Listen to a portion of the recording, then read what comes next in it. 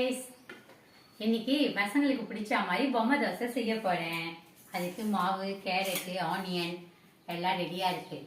இதெல்லாம் தோசையில போட்டு கொடுத்தா பொம்மை மாதிரி செஞ்சு கொடுத்தா அழகா சாப்பிடுவாங்க. இப்ப அதை பார்ப்போம்.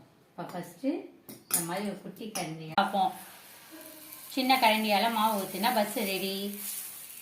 கேரட்டை குட்டி குட்டியாக கட் பண்ணி வச்சுருக்கேன். இது 2 வீலு, 2 கன்று, வாய், ஐப்ரோ மாதிரி ஆனியன்.